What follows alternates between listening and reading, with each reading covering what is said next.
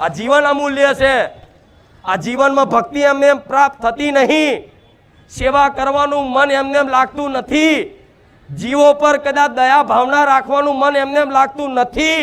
આજે કદાચ 2 રોટલી કે 11 રોટલી ગાયને ખવડાવો છો ને તો મારો રોમ તમારી પર રીઝ્યો છે, માની લેજો. તમારી કુળદેવી તમારી પર પ્રસન્ન થઈ છે એવું માની લેજો. દુઃખ તો ગોડા જીવનમાં આવતા જતા રહેશે. મોટા મોટા રાજા મહારાજાઓને દુઃખ વેઠવા પડ્યા છે તો તમે ચઈ ખેતની મૂડી છો. મોટા મોટા રાજા રજવાડાઓને દુઃખ વેઠવા પડ્યા છે. ધરતી પર ખુદ ભગવાને અવતાર લીધો. ભગવાનને ખુદ જંગલમાં કોટા વાગેલા છે. ભગવાન ખુદ રોયેલા છે. તો ભગવાન અવતાર લઈને એ દર્શાવે છે કે આ સંસાર છે ને, આ સંસાર કર્મ ભૂમિ છે. જેવા જેવા કર્મો કરશો ને એનું ફળ તમને મળશે. આ તમે જો સારું કરતા હશો ને તો ચિંતા કરવાની જરૂર નહીં, દાડા ગણવાની જરૂર નહીં.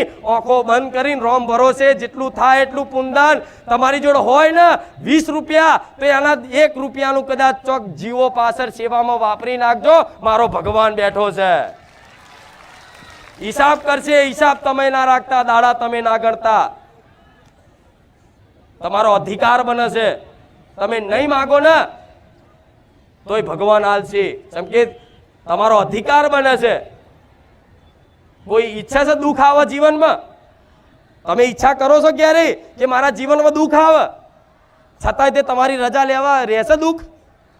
આવી જાય તરત. કયા ટાઈમે, કયા સમયે, કયા ચોઘડે ચમનું પલટું વાગી જાય ખબર ના પડે. રાતે તો હસતા હોય ને બીજે દાર તો ચોય દવાખાનામાં આઈસીયુમાં દાખલ કર્યા હોય.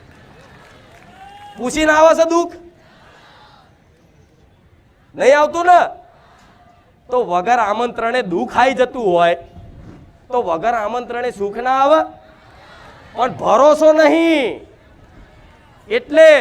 પણ જો ભરોસો રાખી લો આ કર્મની ગતિ પર કે આજે અમે સારું કરીએ છીએ ને, અમે કદાચ પુણ્યદાન કરીએ છીએ ને તો આગળ જતા અમને સુખ આવશે. માં અમને વિશ્વાસ છે. અને જેટલું દુઃખ આવે ને એટલું દુઃખ મારી કૃપાથી જેટલું દૂર થાય ને એટલી તો હું કોશિશ કરું છું. એમને મેરા નહીં થતા. ના થાય એવા અસંભવ કામ કરીને બેઠી છું. કુખાર મેલડી એમને ઘાસ ખાઈને નહીં બેઠી.